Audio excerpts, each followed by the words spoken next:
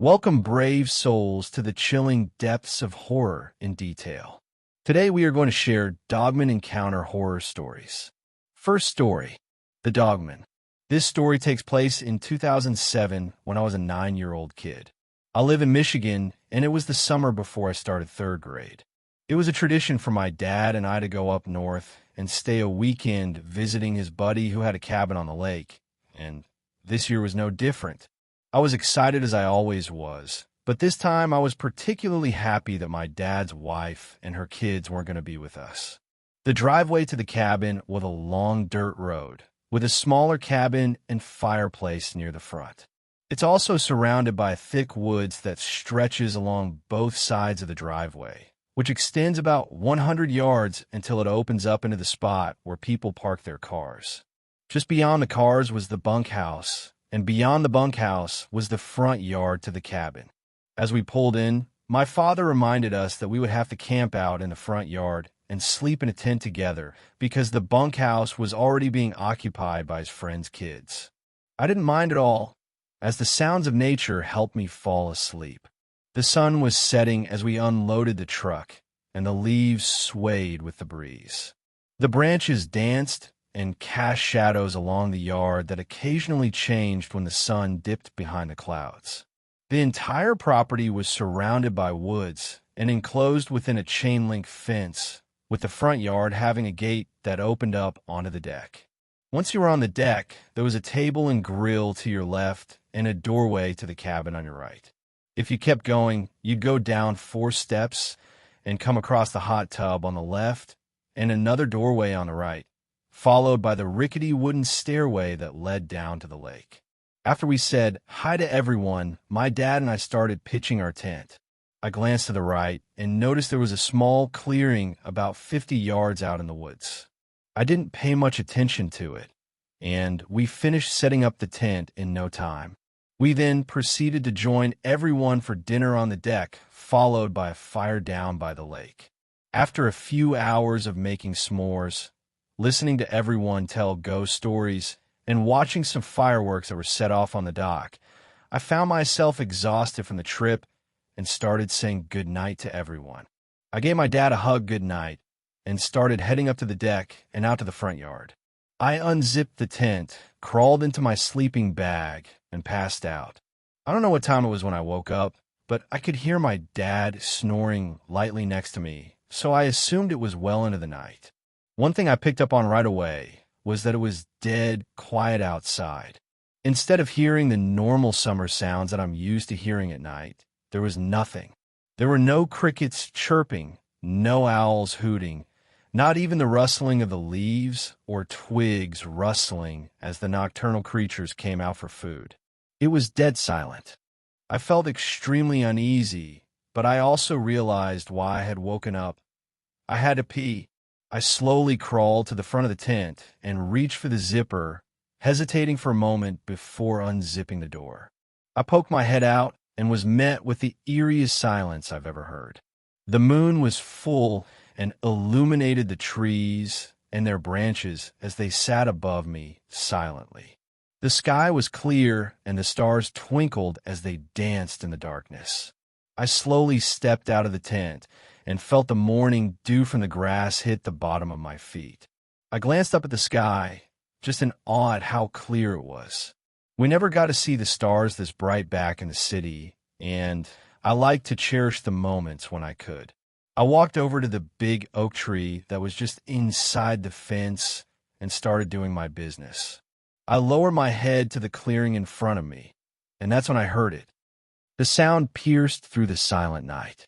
Chills ran down my spine, and I froze in place as my head darted in the direction of the woods, trying to locate the source of the sound.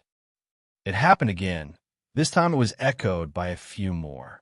What followed were the familiar yips of coyotes, and I was relieved when I saw them emerge from one side of the clearing and exit into the other.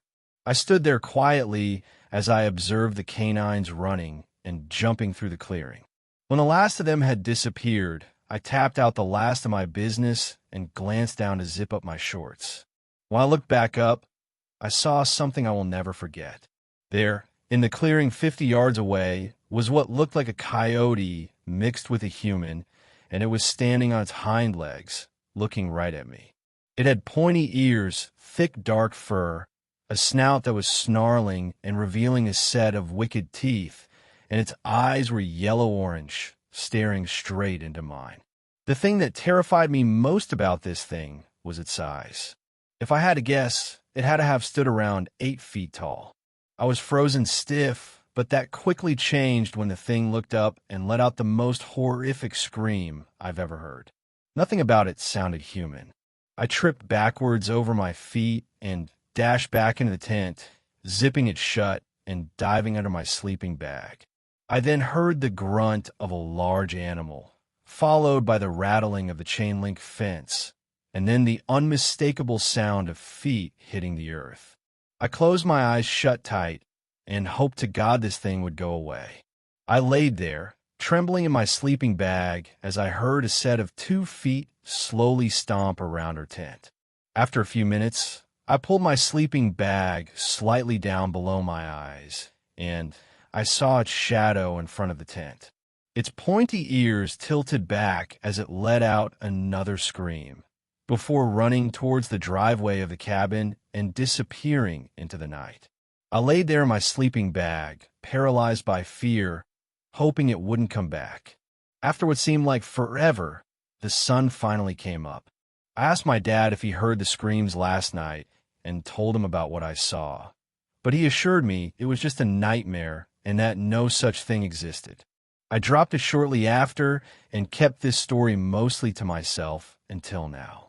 I don't know what it was for sure that I saw that night, but I did see it, and I do know this. I will never set foot near the Michigan woods alone at night ever again. Second story. I got a new job as a night watchman. The things I guard are terrifying, hiding in plain sight. I never paid much attention to that phrase before I started my new job. Wanted, nighttime security guard. That's all the ad said, along with a phone number. The town I live in isn't very big, barely a dot on the map on the way to somewhere else. But for whatever reason, we have a museum. I have no idea how it's still in business. I can't recall ever seeing a single person walk through their doors. But when I called the number, the man who answered told me to come to this address this evening for my interview. He seemed a little overexcited that I had answered the ad. When I asked him about the job, he said, "Oh, the usual thing for a security guard." I've read some pretty unusual things about security guards and subreddits, but I'm sure those stories are made up. Walking up the wide stone steps built to accommodate crowds of people was a little intimidating and creepy with no one for company besides the glowing lamps mounted on the sides of the railings. The whole thing gave off a very dystopian /ghost town /zombie apocalypse vibe. I guess the stone gargoyles staring down at me didn't help much. I gazed into their eyes, half expecting them to jump down and carry me off to be sacrificed to Gozer. If I hadn't already discussed my hourly wage, I would have turned and hightailed it home. But the wage was more than acceptable for a security guard. It was downright generous. I was wondering why he would pay so much, but walking up those desolate stairs gave me a clue. Nobody wanted to go near this place. The word haunted had been mentioned more than once. Looking up at the front of the building, the sporadic lights made shadows fall all around and gave it an intimidating presence. I paused at the top of the stairs, thinking about every horror movie I've ever seen. There's always that one moment where the characters could turn back and live another day, but they never do. The wind whipped up, blowing against me, threatening to push me back down the stairs, almost as if warning me not to go inside. For a moment, I considered heeding the warning and climbing back down the stairs. Knowing that my rent and car payment were due made me reevaluate that decision. I stepped up and opened the door, wondering if I would ever come out. Fully expecting the door to creak on its hinges, I was pleasantly surprised when it opened silently and with little effort, despite feeling quite heavy. The ornate decorations and beautiful decor took my breath away. I wasn't sure what I expected, but I found myself regretting that this was the first time I had ever visited this museum. I hadn't made it 2 steps until an elegantly dressed man appeared and smiled at me. He didn't so much as walk up to me. Rather, he glided, showing an air of dignity bordering on royalty. "Mr. Welton, I presume," he said, wearing a warm smile. "Yes, sir," I said, offering my hand. He glanced at it with an amused look. "Right then, follow me and I'll show you your duties," he said, turning on his heels and gliding away. I pretended to smooth my hair as I followed, feeling like an idiot for offering my hand. He glided past several works of art toward a small desk. "Right then," he said, "you'll be in charge of checking the doors so nothing gets in." He paused. "Or out." "You mean stolen?" I said. "Yes," he said slowly. "Stolen. So I got the job?" He stared at me blankly. "Did you show up?" I nodded. "You got the job. Do I need a uniform or anything?" "Let's see how your first night goes," he said. "There's a set of rules on the paper on your desk. Please adhere to them. You must do at least 1 round per night through every room and check every door." 1 round? That's it. This place is rather large and challenging. I looked around with a hint of hesitation. Maybe there was a reason why it paid so much. He smiled. "If you have any problems, just call the number on the paper." "That's it." "I believe so. I'll lock the door on my way out and unlock it again at 9 o'clock on my way back in." I stepped over to the desk and began reading the paper. "What does this mean?" I said, turning around, but he was gone. "Hello," I called, but only my voice echoed back to me. I looked at the puzzling paper again and read the rules. Rule number 1, there are no rules. Rule number 2, there are no rules. What is this, Fight Club? I said to myself. Every time you break a rule, return to rule number 1. Wait a minute. How can I break a rule when there are no rules? Rule number 3. How you follow the rules is as important as why you follow the rules. That made no sense at all. Rule number 4. If you're caught breaking the rules, the penalties may be severe. Okay, there's something wrong here. This is just talking in circles. I read back over the rules, and they look strange. More than just the strangeness of the rules/non-rules themselves, it was the way they were written. I went back and looked at each letter. Then I paid attention to the letters that were capitalized. It looked like some hidden message. They're watching. I hesitated. Who's watching? I decided to keep reading in hopes that this would begin to make some sense. Rule number 5. Do not, under any circumstances, make noise every time you do a round. Message received. Don't move. I stood there, immobile, wondering how long I was meant to play this game, and if someone would come by and tag me to unfreeze me and allow me to start my round. As I waited, chuckling to myself at the ludicrousness of this insane game of freeze tag, I felt the air grow cold. Clouds chugged out of my mouth like an old steam train as I fought the urge to rub my arms. A chill that had little to do with the sudden temperature drop ran down my spine as I felt a presence in the room. It crept up behind me, silent as the grave. I could feel its hot breath wash over me as it sniffed. Instead of enjoying the sudden warmth, my temperature plummeted. My heart hammered in my chest. It was all I could do to keep from running away in sheer terror. As it passed by, I was overwhelmed by the stench of death. This thing was every nightmare I've ever had personified. I refused to open my eyes and see its hideous form for fear of passing out. Instead, I focused on imitating a statue, which was nearly impossible with my freezing body aching to shiver in frozen dread. The nameless terror passed to the far side of the room, taking some of the cold with it, and then as suddenly as it came, it was gone. The room returned to normal temperature, but I waited a few moments before moving, just to be sure. Once I felt it was safe, I nearly collapsed to the floor in relief. After giving myself a moment to recover, I glanced at the paper with a newfound fear. Was this a harbinger of doom or a warning label meant to keep me safe? Unsure if I wanted to read the rest, I took a moment to reevaluate my current career choice. Could I just walk out and say I quit? After a brief internal debate, I decided it wasn't worth the money if I was about to be dragged through a portal to hell. Just a short time ago, I would have considered that thought laughably ludicrous, but it was seeming more plausible by the moment. I started toward the exit door with every intention of calling and telling my boss I wouldn't be finishing the shift. Unfortunately, the door had other plans. When I pushed on the crash bar, nothing happened. I tried turning the deadbolt, but it refused to move. After a few minutes of futility, I gave up, frustrated and determined to just sit in this room until morning came around. Sitting at the desk, I spun around in the chair, waiting for the next 9 hours and 13 minutes to pass quickly. 5 minutes later, out of sheer boredom, I glanced at the paper. Rule number 6. You can't just sit at the desk and wait for the door to open upon the ending of your shift. Suck it up. Are you serious? I said in frustration. Someone thinks they're funny, huh? Glancing back at the paper, below Rule 6 was 3 letters. Yes. I backed away and got up to do my round, if nothing else to get away from this all-seeing sheet of paper that I had grown afraid to look at. Hesitating, I reached for the door to the room where the nightmare had disappeared.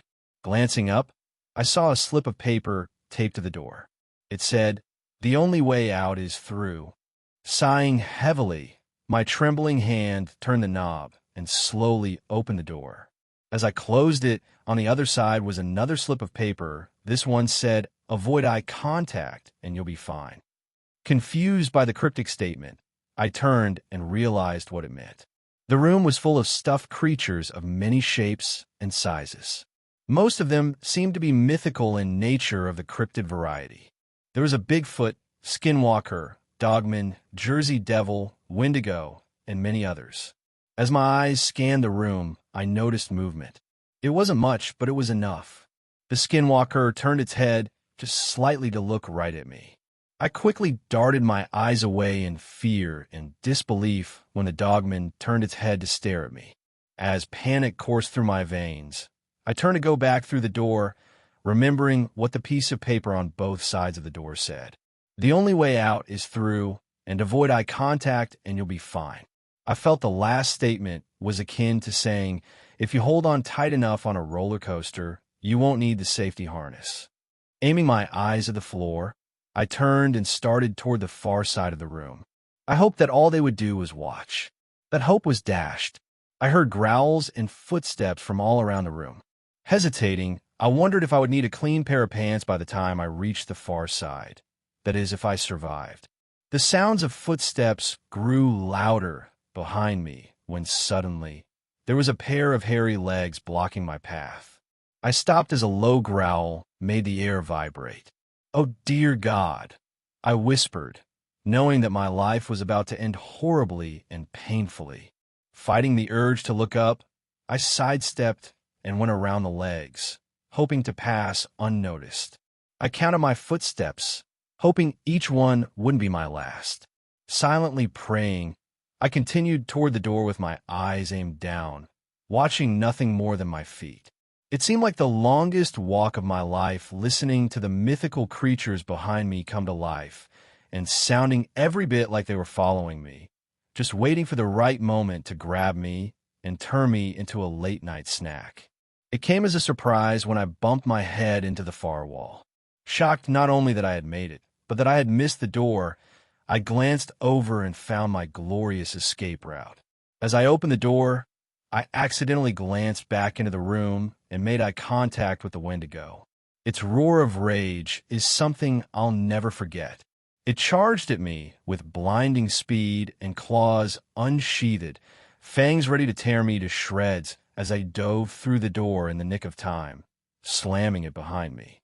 The impact on the other side of the wall made dust settle to the floor, causing me to sneeze. I stood and saw another piece of paper taped to the door. "Whatever you do, don't make a sound," it said. As I was about to make a comment about it being too late, a giant set of fangs flew at me from the semi-darkness. Attached to them was the biggest snake I'd ever seen or heard of. It shook off the impact with the door as my legs took over and sprinted for the far side of the room. The dim lighting made it impossible to see the far door, as well as rocks and other obstacles littering the floor as I made my desperate dash to safety. I swear the rock that tripped me moved into my path on its own. Instead of a death sentence, it saved my life as the snake flew over my prone body, having tracked me down. Had I not tripped, its massive fangs would have gone straight through me. Not waiting around to celebrate my accidental good fortune, I jumped up and raced toward the door again. It was now within sight, but so was the snake. It had recovered and was coiling for another strike. Running around a large boulder to make myself a harder target, I aimed for a spot 5 feet from the door. When I was almost to the door, I dove just as the snake passed over me, slamming into the wall as I jumped up and opened the door. Closing the door behind me, I took a moment to catch my breath and think about asking a lot more questions when I interview for my next job. I tried to open my eyes, but realized they were already open. The room was engulfed in total darkness.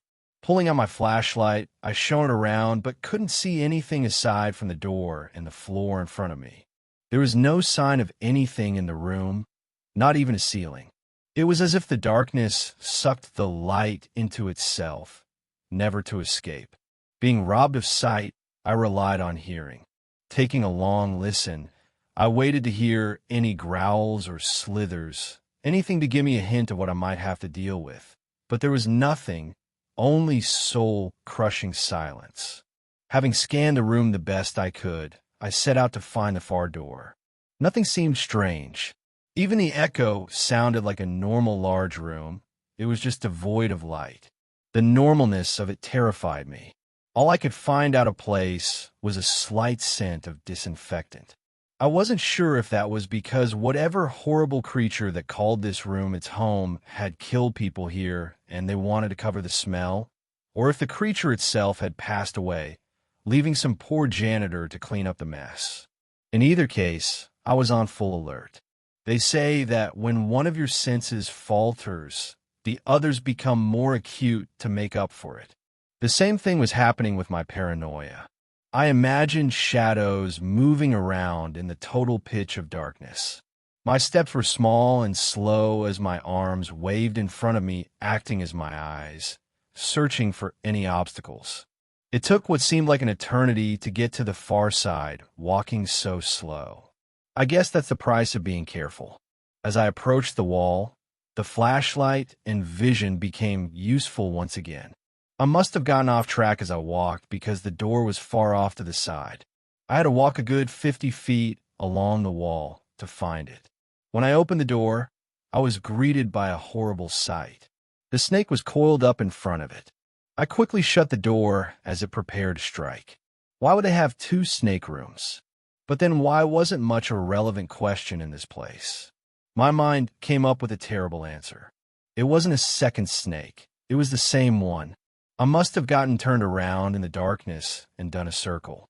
As my brain had to go around with denial, I tried to figure out a way to get across this room without unintentionally doubling back. Keeping in mind that even though I had yet to see or hear anything in this room, didn't mean it wasn't there. Searching for any ideas, I looked down at my flashlight, then squared my shoulders against the wall to regain my bearings, and tossed the flashlight straight in front of me. It landed with a loud clatter, then rolled around in a playful circle before coming to rest. If there was anything in the room, most likely I'd just woken it up and showed it exactly where I was. I stood still and listened. After a few minutes, I didn't hear any movement. It seemed safe to walk to my flashlight, pick it up, and toss it another 15 feet, hopefully in a straight line. I did this the whole way across the room, still listening for sounds, but becoming more confident with each step that I wouldn't hear any. The door was just a few feet to the side of where I'd aimed. Somehow, I'd gone in a straight line. Grabbing the doorknob, I slowly turned it so as not to alert the snake if by some trick I ended up back in that room. But there was no trick and no snake. The door opened to blinding light. I covered my eyes to give them time to adjust.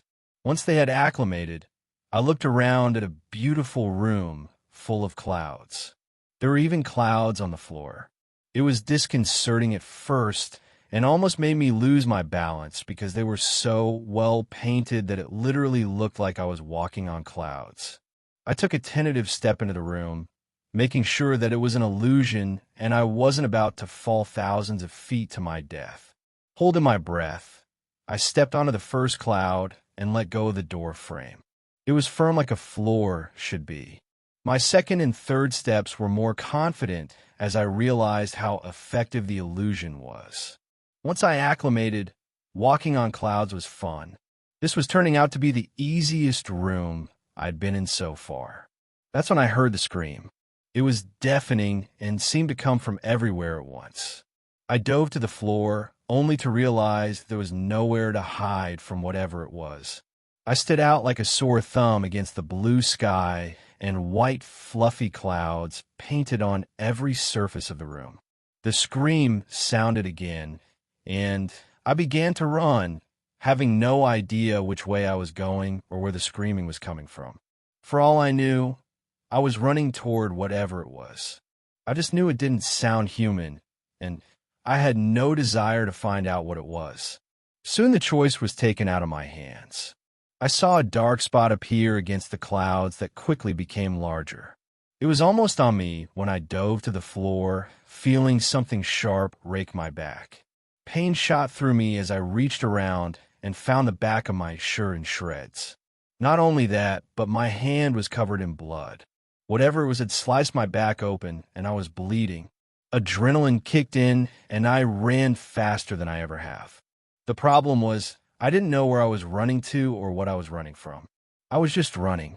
I heard wings flapping, and I looked back just in time to see the largest bird of prey I've ever seen. It looked like a golden eagle, only the thing was massive. The wingspan was easily 20 feet. As I was running, I turned to get a closer look at this thing at the same time I was trying to get away from it. My feet got tangled up, and I fell backward just as the razor-sharp talons passed over mere inches away from my face. I jumped up and started running again. As I glanced back to find my attacker, I was met with Tach. Blood on the floor where I had just been lying. It looked like someone had wiped blood on a cloud. The wings flapped again. I knew it was close. I had run out of luck. It would be ready for anything this time. Its razor-sharp talons would rip me to pieces. There was no doubt about it. There was only one option. I jumped and whipped around in midair, throwing my flashlight as hard as I could. It connected with its head that was mere feet away. It screamed and dove off to the side, impacting with the floor so hard I felt the vibration and landing in a heap. I didn't stop to check on it. The door loomed ahead of me, and I pushed myself for every ounce of speed my body could muster. Turning the knob and opening the door in one smooth motion, I dove through and slammed it shut. Laying on the floor, breathing hard, trying to catch my breath, I knew I was a sitting duck for whatever monster lurked in this room. I rolled over to get in some defensive position for whatever was about to attack when I saw I was back in the main hall. I had somehow survived my first and, as far as I was concerned, last round. I stumbled my way to the restroom, in the back of my mind wondering what kind of insanity I would find in there. Would I have to crawl through the mirror into another dimension to get a roll of toilet paper? Fortunately, the restroom held no surprises. I took off my destroyed shirt and ran water over it to clean up my back as best I could. When I was done, I put some paper towels on the wound and put my jacket on top of it. The desk and chair were where I spent the rest of the night. Surprisingly, it had taken me almost an hour to complete the round. As I sat there, pondering if I could survive another night at this job, I saw a dark spot form on the wall and detach itself only to float over toward me. I closed my eyes and sat perfectly still, ignoring the sudden drop in temperature. The stench of death surrounded me, but I refused to move. For a moment, I thought I heard a sound like sniffing, and then it seemed to diminish. Once the temperature rose again, I opened my eyes and the apparition was gone. As bored as I was for the next few hours, I wasn't tempted to do another round, not even in the slightest. When 9 o'clock rolled around, the boss/curator appeared and glided over to me wearing a little grin. "I see you managed to make it through," he said. "Congratulations, you're the first one in some time." "The first one to make it through a single round?" He nodded. "How many others have there been?" I said with a haunted look in my eyes. He shook his head. "Let's not worry about that, shall we?" he said. "Here is the amount we agreed upon." He handed me a stack of bills, and I gladly took them. "Would you be interested in staying on and being my permanent nighttime guard?" I looked at the money and sighed. As much as I'd like to, I don't see how this job could be called permanent when the mortal danger is so real. It is a challenge, I'll admit. However, you rose to it last night, he said. I'm prepared to offer you twice the amount I gave you if you agreed to stay on. I stared at the fistful of money and imagined not having to struggle with bills or any other expenses. Then I turned a little, and my back painfully reminded me of the dangers. "I'd have to think about it," I said. "While you're thinking, consider this. You have yet to see the basement." "Basement?" He nodded. "It's considerably more challenging. I'll let you know." "Very well. You can see yourself out. I recommend getting that back tended to." With that, he vanished into thin air right in front of my eyes. I looked at the money, wondering if it would vanish as well. Fortunately, it remained firmly in my grasp as I walked toward the front door. For some reason, I felt hesitant to open it and leave. It was as if some force was exerting itself against me, like the museum didn't want me to go. It wasn't a pleasant feeling, more like a dog losing its favorite toy. I pushed the doors open and left. This whole ordeal made me ponder my concepts of reality, as well as being terrified of the day when the things in the building would escape somehow. The big question was, did I need the money that badly? Was I willing to put myself in mortal peril just for a few measly dollars? I turned and looked back at the museum. In the daylight, it looked innocent. None of the terrors that lay within showed on the outside. As I turned to head home, I swore I saw a fleeting glimpse of the apparition. It seemed to be following me. I looked again, and it was gone. Must have been my imagination. Third story. My dog went missing in the woods. He came back wrong. I don't know what came back from the woods, but it wasn't Max. I live alone in the northern part of Vermont. Not deep wilderness, but rural enough that my nearest neighbor is half a mile down the road, and the forest behind my house goes on for miles. I moved out here after my divorce, hoping for some quiet, some peace. Just me, my old dog, and a bit of land to call mine. Max was a mutt, German shepherd, and something else, maybe lab or collie. Big, loyal, dumb as bricks. He liked chasing squirrels and barking at shadows. He'd been with me for 8 years, and honestly, he was the only thing that kept me sane after everything fell apart. Last week, he ran off into the woods and didn't come back. It was just past sunset. We were out back, him sniffing around while I stacked firewood. Then he froze, ears up, tail stiff, and bolted into the tree line like something had called him. I shouted, but he didn't even hesitate, just vanished between the birches. I waited with a flashlight until midnight. Nothing. I searched the woods all the next day. I called his name until my throat was raw. No barking, no paw prints, no disturbed underbrush, like he'd just been erased. By the third day, I stopped looking. I left his food bowl out anyway. Hope makes you stupid like that. On the fifth night, just past 3 a.m., I heard scratching at the back door. My heart damn near exploded. I grabbed the flashlight, ran downstairs, and there he was, sitting on the porch like he'd just gone for a stroll, dirty, tail thumping weakly against the boards. "Max!"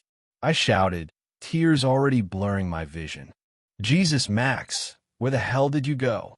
He wagged his tail harder and leaned into my chest when I opened the door. His fur smelled like wet leaves and mildew, but I didn't care. I dropped to my knees and hugged him. He didn't lick my face. Max always licked my face. I chalked it up to exhaustion. It took me a day to realize something was wrong. Max was off. Not limping or hurt, but different. Detached. He followed me around the house like normal, but there was no spark in his eyes. No barking at passing cars. No growling at the mailman. No interest in toys or treats. He just watched me. All the time. Sometimes I'd find him sitting in the hallway, perfectly still, staring into the corner. Other times I'd catch him watching me sleep. Not curled up by the bed like usual, but sitting upright in the doorway. Perfect posture. Head tilted. Silent. At night, I heard him moving. Pacing. His claws tapping across the hardwood. But every time I got up to check, he'd be in the same spot, laying by the fireplace, breathing slow and steady. And then there was the thing with his reflection. Max used to hate mirrors. If he caught his reflection in the TV screen, he'd bark and back away. Now, he stares at them. I noticed it one night when I was brushing my teeth. I glanced at the bathroom mirror and nearly dropped the toothbrush. Max was sitting behind me in the doorway, unmoving, staring directly into the glass. His reflection wasn't staring at me. It was staring at itself. And it didn't blink. I tried to get him to look away. Called his name. Snapped my fingers. Nothing. Just that steady, vacant gaze. I moved closer and waved my hand in front of his face. Finally, he blinked, slowly, like it was an afterthought, and turned his head toward me. For a second, I could have sworn his pupils were too big, too wide, too human. I didn't sleep that night. 2 days ago, I woke up to find Max standing on the kitchen table. Just standing there, like a statue. He didn't move until I touched him, and even then, it wasn't a startled jump. It was slow, mechanical. He stepped down one leg at a time and padded out of the room like nothing happened. That same night, I found dirt in the hallway. Not tracked paw prints, just a mound of black earth like someone had dumped a shovel of soil from the woods onto my floor. I cleaned it up. It came back the next morning. Last night, I followed him. He got up at 2:14 a.m. I heard the back door creak open. I grabbed my flashlight and slipped outside after him. The air was ice cold, moonless. Max was moving fast, through the brush. No hesitation, no noise. I kept my light low and my distance close, following the sound of his steps. He led me deep into the woods, past the creek, past the old hunting blind, into a part one hadn't explored before. The trees thinned out, and I saw movement ahead. Max was sitting in front of something. It looked like a shallow pit, maybe 10 feet wide, 6 feet deep, freshly dug. The dirt was wet, mounded around the edges like something had crawled out, or maybe in. Max turned to look at me. His eyes reflected the flashlight beam, like an animal's. But instead of the usual green-blue shine, they were red, dull and heavy, like blood soaked through paper. He didn't growl. He didn't bark. He just smiled. At least, it looked like a smile. His lips peeled back too far. Teeth too white, too even. Then he stood and walked around the pit and disappeared into the trees. I didn't follow. This morning, there were 2 bowls of food gone. 2 spots in the snow melted where bodies had slept. Max is sleeping at my feet now, but I swear he's not alone. Sometimes I catch him looking into corners again, not with curiosity, with anticipation, like he's waiting. And earlier, I found another mound of dirt by the door. This one had something sticking out of it. A bone, not a dog bone, a finger. I don't know what came back from the woods, but it isn't Max, and I don't think it came back alone. I didn't go to work, didn't check my email, didn't answer calls. Instead, I drove into town and bought every motion-activated camera the hardware store had. Trail cams, baby monitors, even a few cheap security ones. I told the clerk I had a coyote problem. He gave me a tight smile and didn't ask questions. When I got back home, I set them up everywhere. One in the hallway, one in the living room, 2 in the backyard, 1 pointed at Max's bowl, and 3 around the perimeter of the woods. I linked them to a basic monitor on my desk and kept the feed up all night. Max watched me while I installed them. He didn't move, didn't make a sound, just sat there on the floor, staring as if he already knew what I'd see. That first night, I didn't sleep. I watched the feeds until my eyes burned. At 1:23 a.m., Max stood up. The hallway camera caught it. He rose, slowly, unnaturally, and walked out of frame. The living room cam picked him up next. He passed through without even glancing at the lens, just heading for the back door. I leaned forward in my chair. On the backyard feed, the door opened by itself. Max stepped outside. Then the footage glitched. Not a full static burst, more like a flicker, the kind you get when frames are missing. 1 second, he was walking past the fire pit. The next, he was standing still, facing the tree line. The timestamp jumped by 4 seconds. Then the other cameras started triggering. Movement in the woods. 3 different feeds. Shapes passing between trees, tall shapes. Too tall. I squinted, adjusted the brightness, but the figures stayed just out of the light. Their limbs didn't move right. They glided. Max was still in the same spot, unmoving. Then he turned his head, not toward the woods, toward the camera, and he smiled again. That too wide grin. Teeth too flat, too many of them. Like something had drawn a dog from memory, but never seen one up close.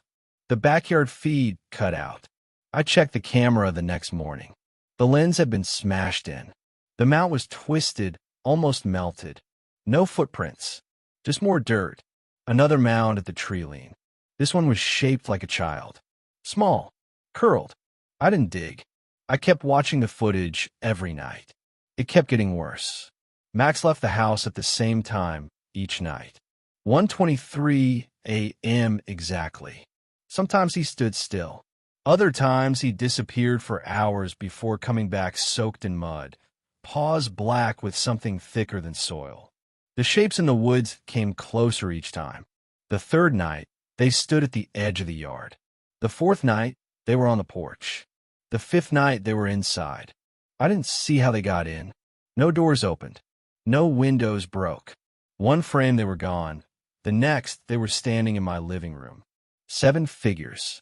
Tall. Pale. Wrong. And Max stood in the middle of them, tail wagging slow, like a metronome.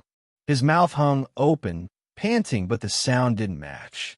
I swear to God it sounded like whispering, like multiple voices speaking all at once in a language I couldn't understand. Then all 8 of them turned. They looked at the camera, and every feed cut to black. That was last night. This morning, all the cameras were gone. Not broken. Gone. Even the mounts. Even the cords. As if they were never there. Max is still here, lying by the fireplace. But now there's something new. A smell.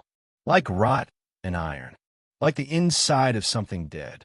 And behind the couch, where the living room cam used to be, I found a handprint. Not a paw print.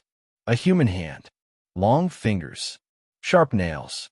But pressed into the wall at shoulder height, as if whoever left it had crawled out from inside the floor. I tried to take a picture. My phone won't turn on. None of them will. And I know they're coming back tonight.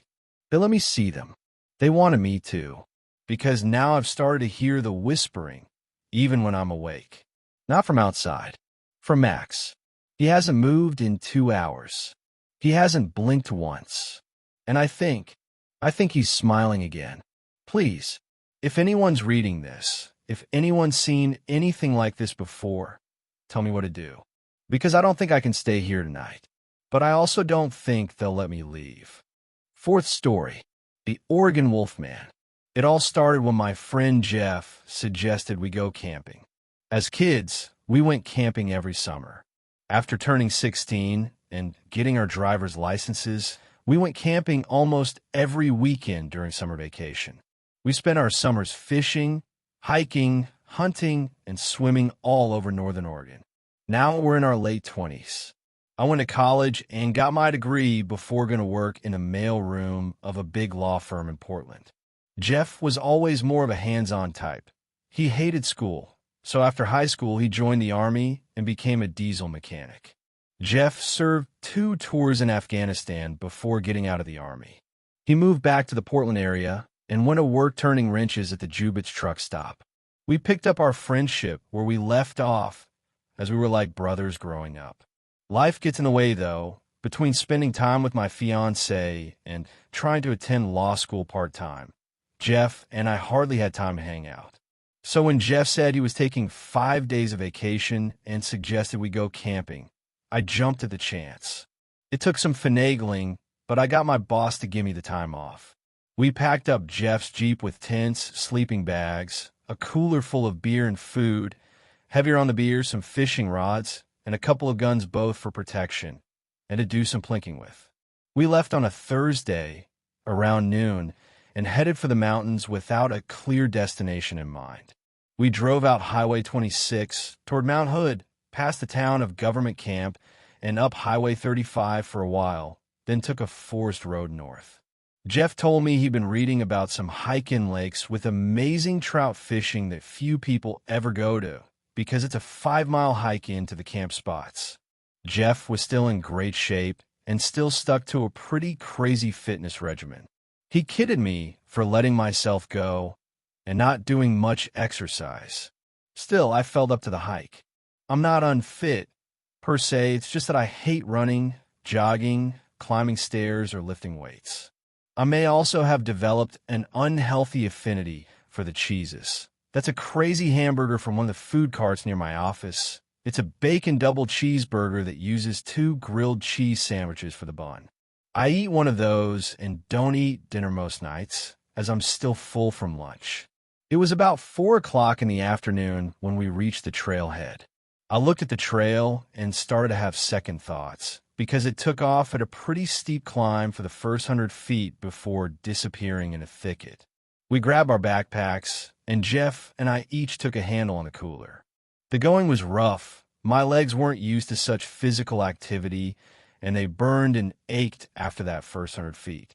But then it wasn't so bad. The trail actually flattened out and meandered through the woods for about 3 miles with gentle rises and falls. The 4th mile was pretty grueling, as the trail descended through the woods on a steep hillside with lots of switchbacks, and the trail narrowed, and we found ourselves both walking off trail while the cooler hovered over the narrow, beaten path. I admit that we stopped to rest 3 or 4 times along this stretch. We were too far in to turn around and go somewhere easier. The last mile was the easiest mentally and physically. At the bottom of the steep hill, the trail widened out and crossed a flat, flower and grass-covered meadow. We reached the lakeside at about 7 o'clock. Mount Hood was just to our southwest, and it cast a shadow over the meadow. There was a more or less bare area on the ground about 30 feet from the shore of a small lake, and in the middle of the bare spot was a ring of large rocks. There was a small, black-burned chunk of wood still in the middle of the ring. It was getting dark fast, so I suggested that we divide up camp setup chores. I would put the tents up, while Jeff gathered enough wood for a campfire to cook dinner over. I'm pretty good at putting up tents, and we both brought simple, square 2-man tents, which any true camper knows is really only big enough for one person and a small pile of gear. I'm fairly tall, so I have to sleep corner to corner as the tents are only about 6 feet long on a side, and I'm 6'3" tall. Jeff is shorter. He's only 5'10", so he fits more comfortably in his tent. I had each tent erected and staked down in about 20 minutes, including rolling out sleeping bags and stowing bags. Jeff had accumulated a small pile of small diameter branches, nothing bigger than about 4 inches in diameter. He was bringing them back by the armload from the woods, which were about 200 feet or so across the meadow. We both began breaking the wood up. It was pretty dry and brittle, so we didn't need a hatchet. When we stacked our wood after breaking it into foot-long chunks, we were disappointed by how small the pile was. It would be enough to burn down for dinner coals, but there wouldn't be much left for a campfire after. Sitting around the campfire is my favorite part of camping. Staring at the dancing, flickering flame, zoning out, and letting my mind turn off is relaxing. It's almost hypnotic. Sharing the experience with a good friend is even better. We've had some epic talks around a campfire. Jeff had the fire going quickly, and in 20 minutes or so, we had a pile of coals big enough to boil our small coffee pot full of water over. The boiling water would be added to dehydrated food we brought for dinner. Mountain House beef stew tonight. Then we added some coffee grounds and made a pot of coffee to sip on while enjoying the peace and quiet. 1 or 2 cups of coffee don't have much effect on me as far as energy, so I can drink it and still fall asleep. Jeff had 1 cup. We let the rest cool overnight and reheat it in the morning with breakfast. I don't know what time it was when we finally turned in for the night. For a long time, we both sat in silence, watching the little fire die out, then turning and staring out over the lake before us. Watching the black, oily water shimmer and ripple in the moonlight was eerie. The moon was high, and it wasn't quite a half moon, but it was bright. I went to sleep pretty quickly after crawling into my sleeping bag. It smelled a bit musty, as it had been stuffed in my closet for a few years without being used, but I didn't mind. I fluffed my pillow, and soon I was snoring. A blood-curdling scream that sounded like it was right outside my tent made me shoot bolt upright. My heart felt like it was in my throat, and it was pounding in my ears. "What? Dude, are you okay?" yelled Jeff. It took me a second to process what he said. Yeah, I'm okay. What was that?" I heard Jeff's tent unzip. I saw his flashlight flick on and heard him moving around. Pulling my boots on, I dug my Glock pistol out of my bag and quickly climbed out of my tent to join him. Jeff had his Beretta in one hand and a flashlight in the other. We looked around the ground outside the tent for tracks. We scanned the meadow, thinking we'd see a cougar or a bear, or maybe even a wolf. Wolves were reintroduced in Oregon some years back, and I remembered reading a news story about one particular wolf with a radio tracking collar that had a range of hundreds of miles and had been reported to be in the general area a few months ago. We didn't find a thing. We stayed up for a couple more hours, sitting with our camp chairs back to back, so nothing could sneak up on us. Jeff finally was convinced we were fine, that it was probably just a cougar scream across the lake, and the water made the sound carry. It seemed plausible enough to me. It took me a while to get to sleep again, but finally exhaustion won out, and I fell back to sleep. The bright morning sun woke me around 8 o'clock the next morning. Jeff had already been up for hours, and he had gathered more wood and was just starting the breakfast fire when I unzipped my tent. Our camp chairs were not where I remembered them, and I asked him about it. Jeff shook his head. "I was going to ask you, I thought maybe you couldn't sleep and got up and sat watching the lake or something. I found your chair over near the water's edge.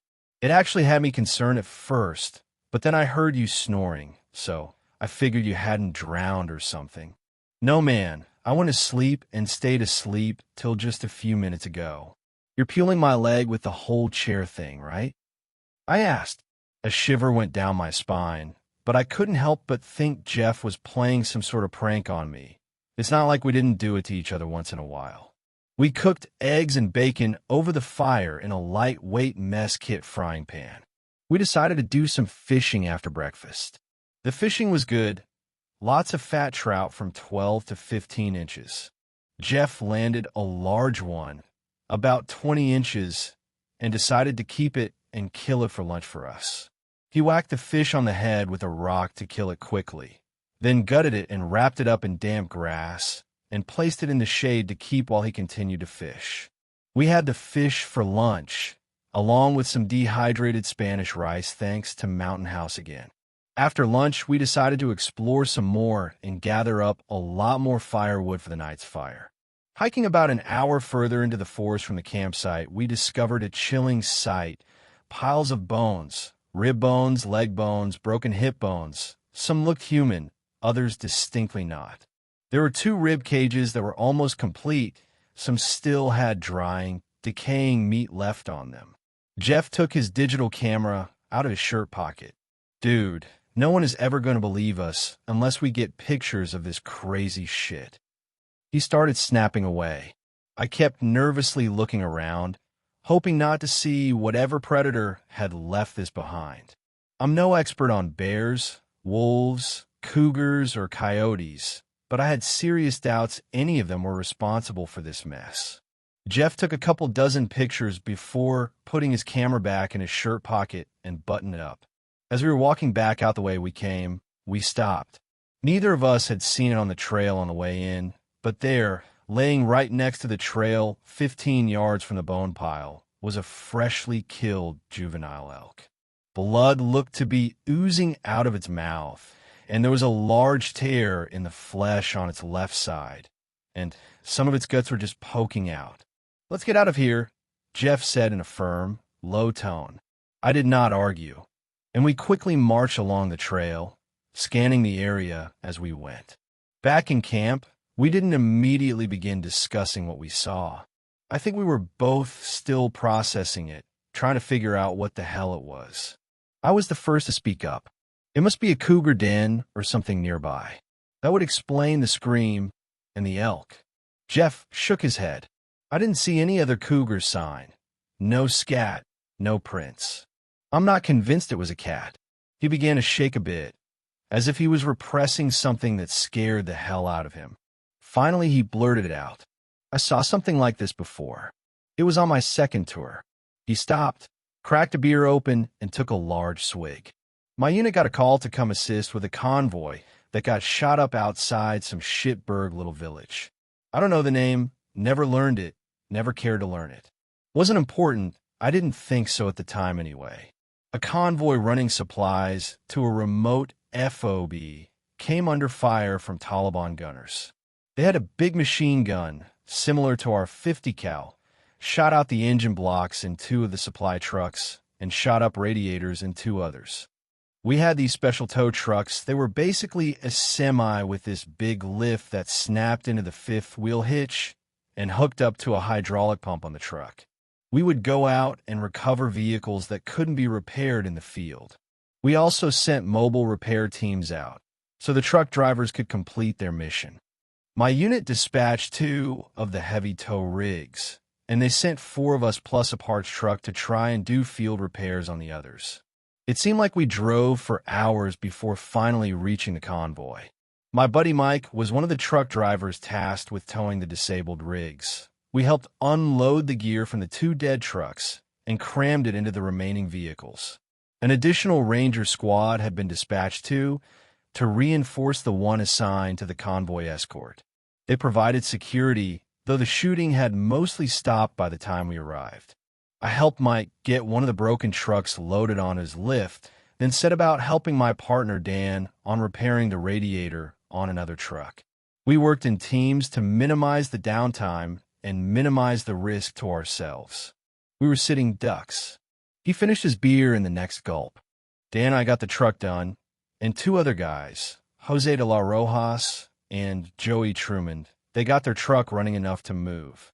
The LT in charge of the Ranger escort ordered us to move out, and we could finish repairs at the FOB. Us grease monkeys were stuffed in the back with the gear, but we didn't mind. It acted as a sort of armor to protect us in case we got shot at.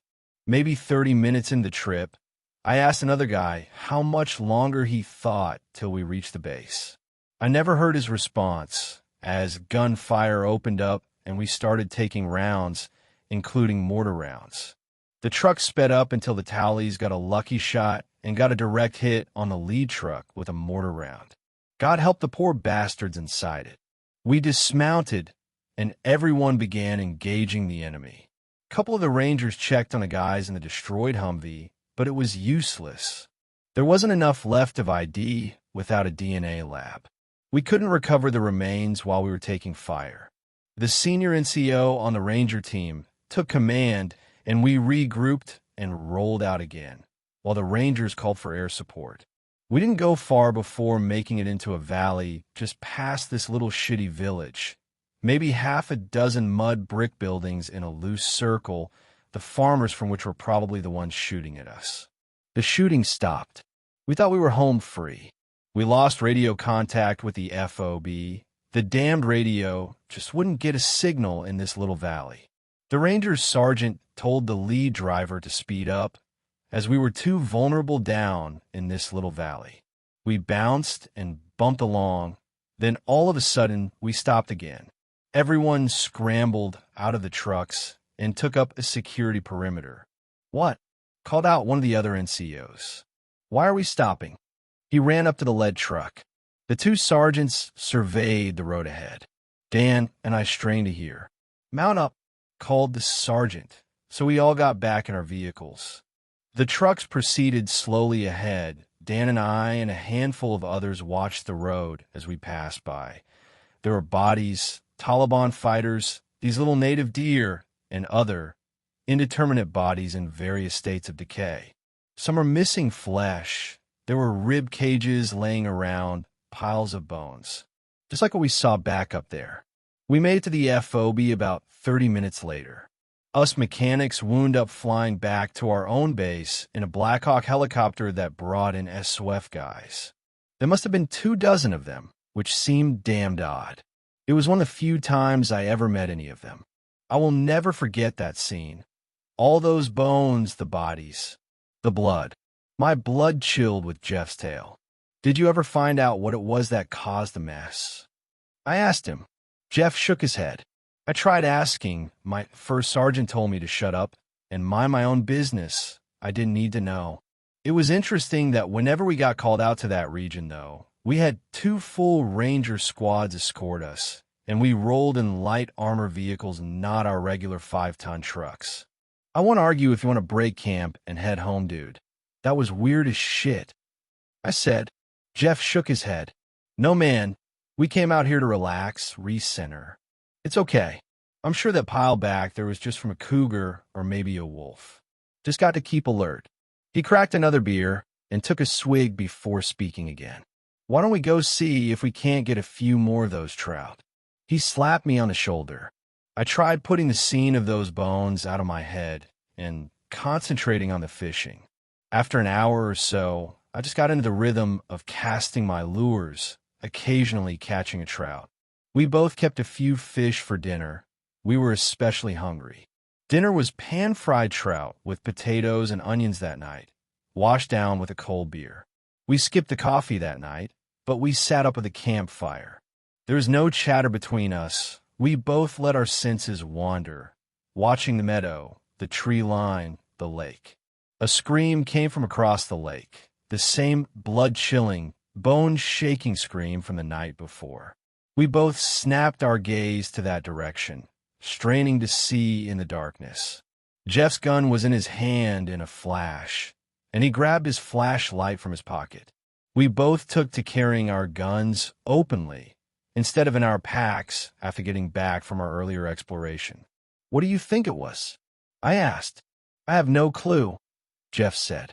He shined his flashlight along the lake shore, our eyes following the beam. Then we saw the glow. I shined 2 eyes, large yellow eyes, about 6 or 7 feet above the ground, maybe 200 feet from us. I fumbled my pistol out of its holster, feeling my heart rate skyrocket. We couldn't see anything but the eyes, as it was too far for the small flashlight to really illuminate. "What?" Jeff said. The eyes began moving slowly toward us. I quickly grabbed my flashlight from my backpack and shined it in the direction of the unknown beast. We lost sight of it for a moment when the eyes dipped below the tops of the reeds on the lake's edge. Jeff whispered that we should move behind the tents to obscure us from the creature. I didn't argue. Standing in the open meadow, in the dark, I felt exposed and vulnerable and scared. Then the eyes reappeared in the flashlight beam. It was close enough now to make out a black mass surrounding them.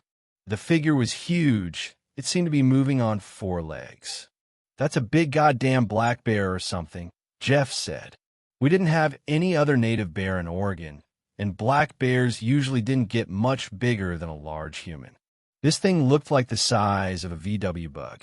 Besides that, black bears didn't stand erect on 2 legs. and this thing had most certainly been standing on two legs when we first saw it.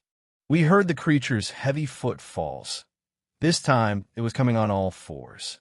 Jeff began shooting at it. The loud pops hurt my exposed ears, and a loud ringing filled them. The creature stopped, and even over the ringing, I heard that blood-chilling scream, and it raised up on its back legs. It looked in the moonlight to have arms with hands. Jeff fumbled for his spare magazine. I opened fire from my Glock. I kept shooting until the slide locked back, 17 rounds. Jeff brought his gun back up while I fished a spare magazine out of my pocket. We both stood there, too afraid to run. Nothing to hide behind but our flimsy tents. Jeff fired again. The creature screamed again and fell back onto all fours before turning around and rushing back into darkness in the direction it had come from. My ears hurt and were still ringing. Jeff's words sounded underwater. "What was that thing?" I shook my head. "I don't know, man. It looked like a big wolf or something to me. We need to get the hell out of here." Jeff agreed, and we decided it was safer to try hiking back to the cars in the dark than to stay there and camp another night. We took turns reloading magazines from a box of Target ammo, fished out of Jeff's bag. I dug a headlamp with a red filter out of mine and strapped it onto my forehead. We scanned the area one last time before leaving. There was blood everywhere. A lot of blood, dark, sticky blood. We definitely hit this thing, whatever it was. If it was human, there's no way it could have survived that much blood loss. We set out back up the trail toward the car at a fast pace, not a jog, but a fast walk. We didn't want to stumble and fall and injure ourselves. Off in the distance behind us, we heard the scream again. A moment later, we heard another scream answer it. This one was much closer to us. Neither of us said a word, but we quickened our pace. We reached the wood line and the steep part of the trail. I turned on my red lamp and scanned the trail ahead of us before turning it off. We headed up the trail. At the first switchback, Jeff grabbed my arm and whispered for me to stop. We stood in silence, listening. Far off in the distance, we heard brush rustling, branches snapping. Whatever it was headed our direction. He tapped my shoulder, and we moved up the trail, quickly, but trying to stay quiet. At the next switchback, we stopped again and listened. We didn't hear anything. I felt uneasy. The next leg would take us back closer to whatever it was that was coming for us. The alternative was worse, though. A near vertical scramble up a loosely packed hillside, which in the daylight may have been possible, but at night, it was almost a sure way to fall and injure ourselves. Jeff whispered for us to move slower and listen. He had his Beretta in his hand. It took us almost 20 minutes to reach the next switchback. We heard the heavy creature moving through the brush again. This time it sounded like it was only 50 or 60 feet away. We turned on our flashlights and scanned the brush. The ground cover was thick here, and we couldn't see anything at first, but then we saw the eyes. Big yellow eyes. It screamed, and I almost fell on my ass, stumbling backward. Jeff took 3 shots at the thing, and it screamed out again, this time a more painful scream, and the eyes disappeared. We ran up the steep trail toward the next switchback. Near the top of this trail leg, I tripped over a root on the ground and fell hard onto my face. Jeff cursed and reached to give me a hand. We heard a crash through the brush, and suddenly something grabbed my leg. I felt a hot, sharp pain on my calf. I screamed. Jeff's gun went off again. The creature screamed, and I felt the pressure let go from my leg. Jeff helped me my feet, and I tried moving, but my leg didn't want to work. I fell again. I used my flashlight and looked down to discover my leg covered in blood, a large gash or bite mark on it. Exposed muscle was visible in the bloody, muddy mess. I threw up. There was a crashing sound through the brush again. Then Jeff screamed, and his gun went off one more time. I heard a thud and whipped around to see his gun on the ground, and Jeff was nowhere to be seen. I heard something crashing through the brush, moving rapidly down the hill. "Jeff!" I screamed, but there was no response. I crawled over and grabbed his gun. There was an empty round stuck in the closed slide, a stovepipe we called it. I jacked the slide back to clear the jam and load another round. Jeff! I screamed again. Silence. I don't know how long I sat there. Minutes, hours. I don't know. I called out a couple more times, and there was no response. I cried. I began shivering, and I realized I was going into shock. I stuffed Jeff's gun in my waistband and tried standing up. I couldn't. I began crawling up a trail. I came to terms with the fact that I was probably going to die out there, but something made me go on. I don't know how long it was until I reached the top of the hill, but I know that the sky was beginning to get light. I couldn't hear anything anymore. I couldn't hear the leaves, the wind. I couldn't even hear my own heartbeat in my ears. I wanted to scream, but I couldn't. I rested myself on my pack. I tried crying, but I was dehydrated and I couldn't even shed tears. I laid there as everything slowly went black. I woke up in a hospital bed in Portland, and a man was there in my room. He was an older man, dressed in a gray suit, with a red necktie, and he wore a gray trilby hat. "Good morning," he said when he saw my eyes flutter open. I tried sitting up. "WA there, fella," he said. I couldn't place his accent. It seemed almost like a country boy. He raised his hand. "Don't try to speak yet. You've got a breathing tube in you." I hadn't even noticed. He called for the nurse. 2 nurses and a doctor came into my room, removed the breathing tubes, and helped me sit up. The man didn't say another word until they left the room. He closed and locked the door and scooted his chair over next to my bed. "I'm glad you're awake. I was wondering if you were ever going to wake up," he said with a twang that I was beginning to recognize as a Texan accent. My head was foggy. I heard all over. "My name is Mr. Phillips. I work for the U.S. Forest Service. I have some questions for you. Do you feel up to answering them?" "There's just a few." I nodded my head. "You're probably wondering what happened, how you got here," he said. I nodded again. "We found you, our expedition team did. You were on a trail out on Mount Hood. Glad we got to you when we did. You were almost dead." He picked up a water bottle from a nightstand and took a sip. "Your leg was torn open. You lost a lot of blood. We tracked that blood for half a mile down the trail. Can you tell me what it was that did this to you?" I shook my head and tried speaking. My voice cracked. My throat was dry. "You wouldn't believe me." He smiled. "Try me." I sighed. It looked like a giant wolf. Bigger than a grizzly bear. It was all black and had yellow eyes. And it stood on 2 legs. It screamed like nothing I've ever heard. The man thought for a moment. "Your friend that was with you, Jeff Phelps, when did you last see him?" My heart began racing as he finished his question. "It was on the trail." I choked back the tears. I had tripped. We were running up the trail. Jeff stopped and was helping me up. The beast grabbed my leg. Jeff shot it, and it let go. Then he was gone. I couldn't hold it back anymore. I began to sob. My throat burned, and it took a moment to gain my composure. "No," I said. "That's not right." He screamed first. Then he was just gone. I heard the thing as it bashed through the brush headed down the hill. It must have taken him. I called out to Jeff. He never answered. I don't know how many times I screamed for him. I couldn't stop screaming for him. "What made you leave your camp in the middle of the night?"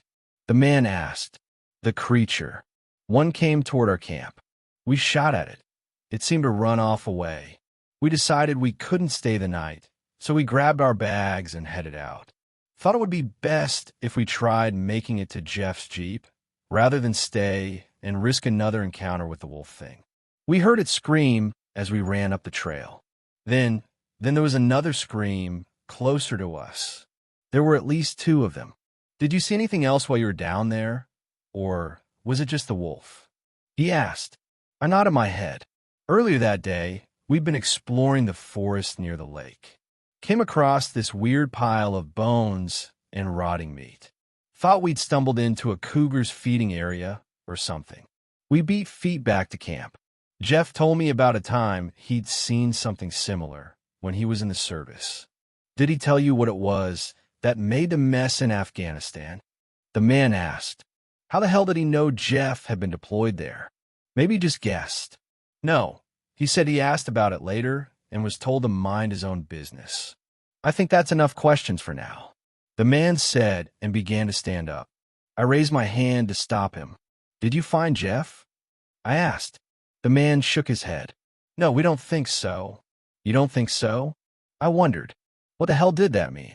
Phillips then continued. We did, however, find a backpack that had a small digital camera in it. I do believe it belonged to Mr. Phelps. The man gently shook my hand. I'm sorry for your loss, son, he said, then turned and walked out the door. Thanks a lot for watching this video till the end. Drop your suggestions in the comment section.